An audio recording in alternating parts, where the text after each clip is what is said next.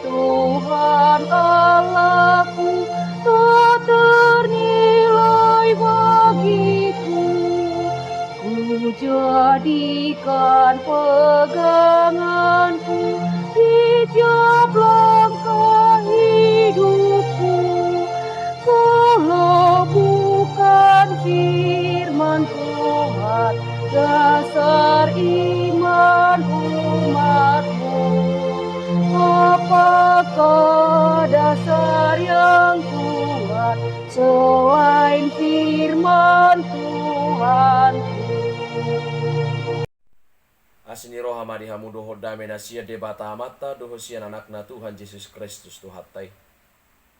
Amin. Tapi parhorasan manugut mari ita damang dainang, dongan nahina holongan, jalan api nasupasun itu hatta Yesus Kristus, salam sehat.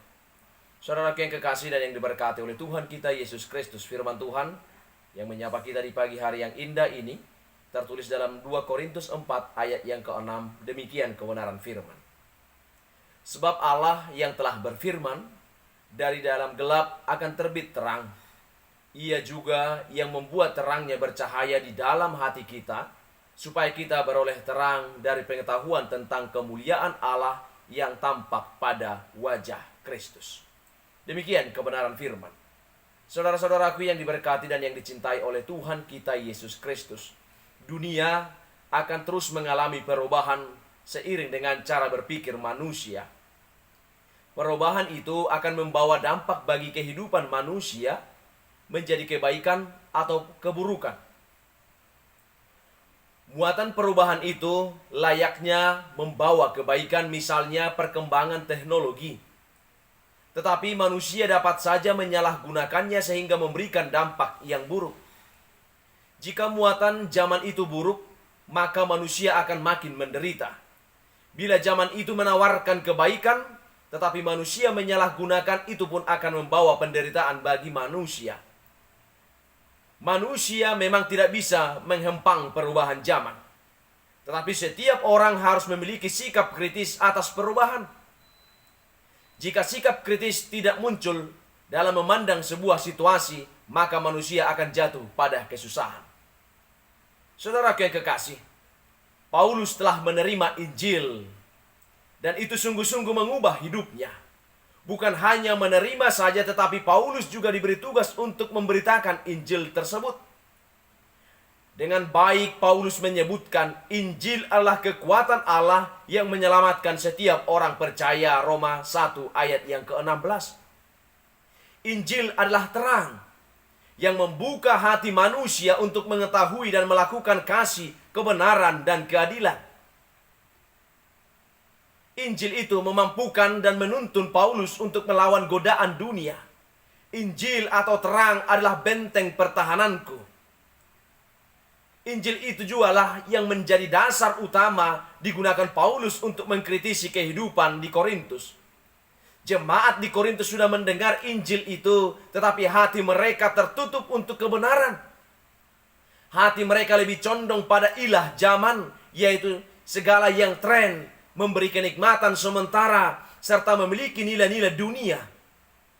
Namun semua ini merupakan kejahatan, sebab di dalamnya penuh dengan penyembahan berhala, pemuasan nafsu, kerakusan, keserakahan, kesombongan, perzinahan, kemabukan. Mereka telah mengilahkan dunia. Mereka mengidolakan dunia. Mereka lebih ingin menikmati dunia yang penuh kejahatan. Oleh karena itu, tawaran dunia lebih menggiurkan hati. Maka Injil yang sudah menjadi terang menjadi tertutup.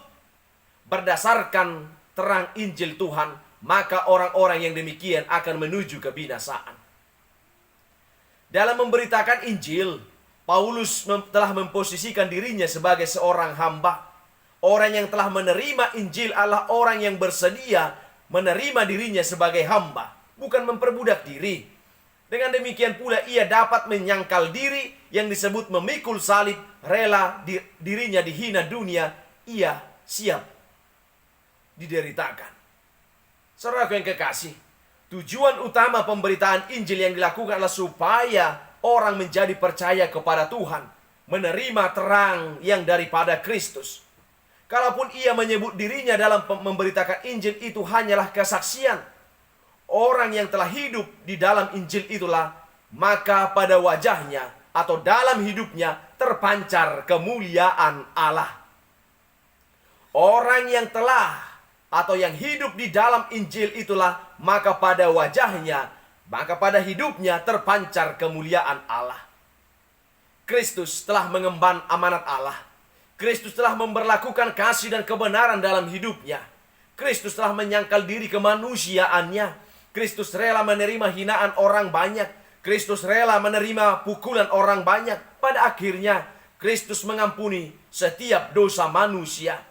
Itulah sebabnya dikatakan di ayat yang terakhir, kemuliaan Allah yang nampak pada wajah Kristus. Kristus telah melakukan kehendak Allah itu. Sekalipun pada sudut pandang dunia hal itu mustahil, tetapi Kristus telah melakukannya, maka terpancarlah kemuliaan Allah di dalam wajahnya. Saudara yang kekasih, sesungguhnya Injil telah menerangi hati yang menerima, sehingga dari dalam gelap akan terbit terang. Orang-orang yang telah mengerti dan menerima Injil dalam dirinya, maka ia akan hidup di dalam kebenaran, hidup di dalam terang, menjadi garam dan terang dunia. Saudaraku yang kekasih, kekuatan yang dihasilkan Injil adalah yang pertama, orang yang telah diterangi Injil, maka ia akan mengetahui kehendak Allah dan melakukannya dengan sukacita. Sekali lagi, orang yang telah diterangi Injil, maka ia akan mengetahui kehendak Allah dan melakukan dengan sukacita. Yang kedua, orang yang telah diterangi Injil bukan dicirikan dengan argumen hebat tentang Allah, melainkan sejauh mana ia memberlakukan firman Tuhan dalam ucapan dan tindakannya.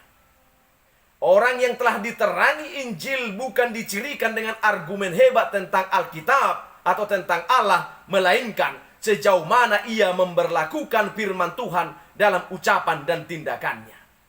Yang ketiga, orang yang bersukacita tidak diukur dari seberapa besar yang dia miliki, melainkan bagaimana ia menggunakan setiap pemberian Tuhan. Yang keempat, orang yang telah menerima Injil dimampukan lebih kritis atas ilah zaman ini. Ilah zaman ini atau zaman sekarang yang bertentangan dengan Injil, yang pertama, membentengi diri dengan kuasa-kuasa dunia, korupsi, perdagangan manusia, penipuan, kuasa dan jabatan. Yang kedua, mencari kepuasan dalam pencabulan, pemabukan dan penyalahgunaan teknologi. Yang ketiga, membangun pertemanan atau persahabatan bukan didasarkan pada kebenaran.